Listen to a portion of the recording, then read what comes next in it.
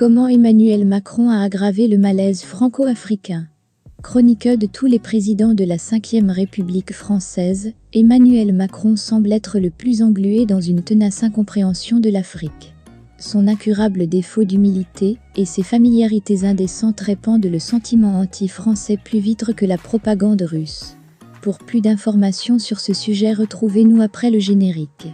Mais avant de commencer, n'oubliez pas de vous abonner et d'activer la cloche de notification pour ne pas manquer nos prochaines vidéos. Bon visionnage!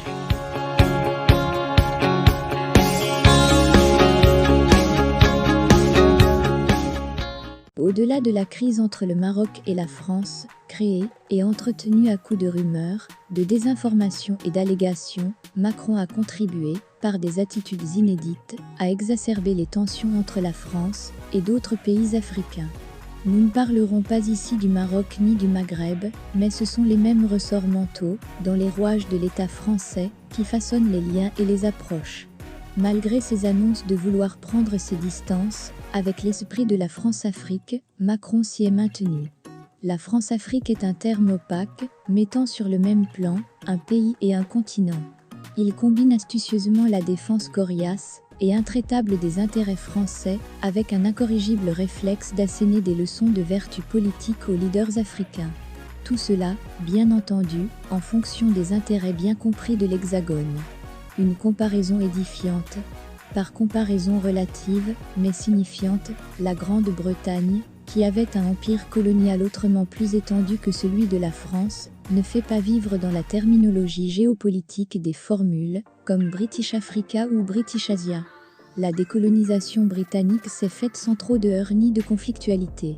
Aujourd'hui, le Commonwealth, à la fois, un état d'esprit et une libre association, regroupe, sous sa forme moderne, 56 États à la souveraineté respectée. Son objectif est la prospérité partagée, la promotion de valeurs comme l'égalité, la non-discrimination et la primauté du droit, le tout sans interventionnisme ni dispense de leçons par l'ex-puissance coloniale.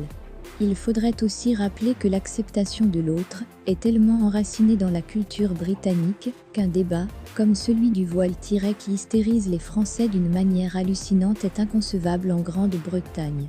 Ce n'est pas demain que les hôtesses d'Air France auront le choix de porter un uniforme avec voile, comme celle de British Airways. La tolérance n'est plus aujourd'hui une valeur consensuelle en France, pays qui s'enfonce dans la haine, le rejet et l'exclusion.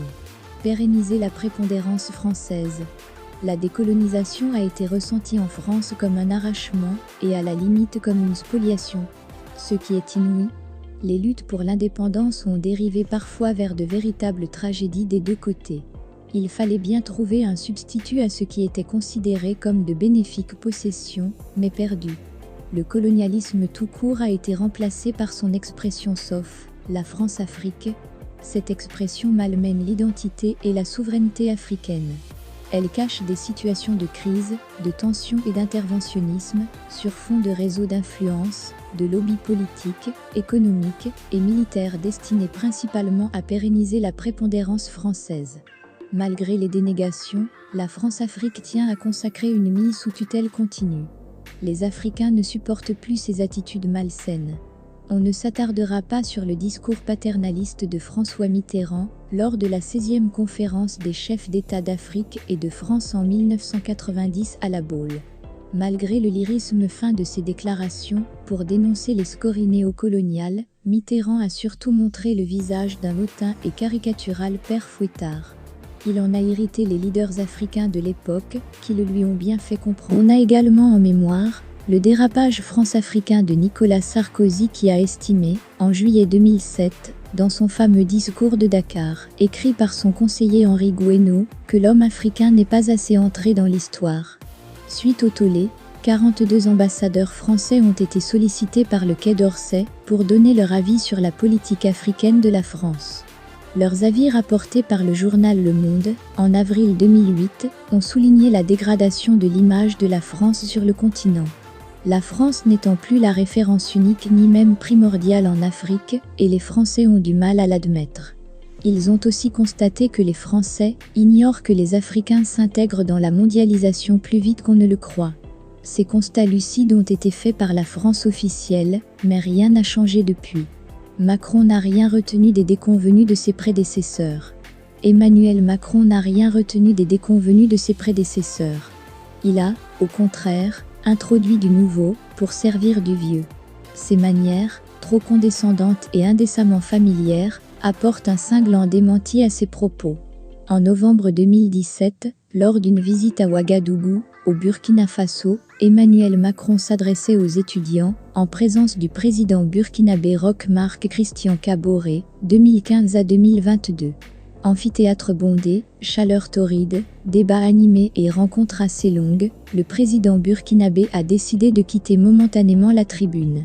Nonobstant les thématiques du débat, Emmanuel Macron, voyant le chef d'État burkinabé quitter les lieux, pour un moment, a lancé dans un éclat de rire du coup, il est parti réparer la climatisation. Cet épisode illustre bien un état d'esprit consternant. Une offense à la dignité de la fonction présidentielle tirée des deux pays au demeurant. Autant on peut dénoncer sur le plan des idées, les discours de Mitterrand et Sarkozy, autant cette attitude désinvolte et ce ton de dérision sont méchamment blessants et attestent d'un sentiment de supériorité indéboulonnable à l'égard des Africains.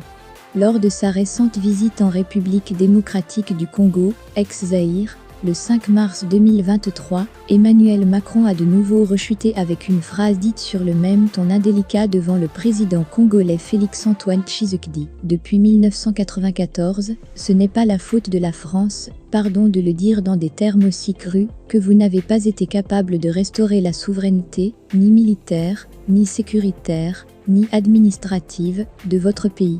La pensée macronienne convoque, ici, le paradoxe éternel. Qui est apparu en premier, l'œuf ou la poule? Qui a charcuté l'Afrique en traçant, à la règle, sur des cartes, des frontières artificielles divisant et déchirant les populations et les territoires? Des aberrations et absurdités territoriales, véritables bombes à retardement, à l'origine des drames de l'Afrique aujourd'hui. Et en 2023, un président français vient la conscience tranquille donner des leçons de gouvernance militaire et sécuritaire. Le président congolais Félix-Antoine Tshisekedi a répondu « Regardez-nous autrement, en nous considérant comme des partenaires, et non avec un regard paternaliste ». À l'instar des autres chefs d'État africains, le président congolais ne semble pas convaincu par le prétendu abandon de la France-Afrique. La France réalise jour après jour que son recul et son impopularité en Afrique ont préparé le terrain, sur les plans diplomatiques, économiques, financiers et même celui de la coopération militaire, pour des puissances qui n'ont pas d'antécédents coloniaux ou impérialistes sur le continent. Il n'est pas très juste de parler de sentiments anti-français, mais de sentiments anti-président français ou anti-gouvernement français. C'est à ce niveau que la France doit œuvrer, avant que ce qui ne cible aujourd'hui que Macron et ses incurables défauts d'humilité ne se propage comme un virus pour contaminer tout ce qui se rapporte à la France.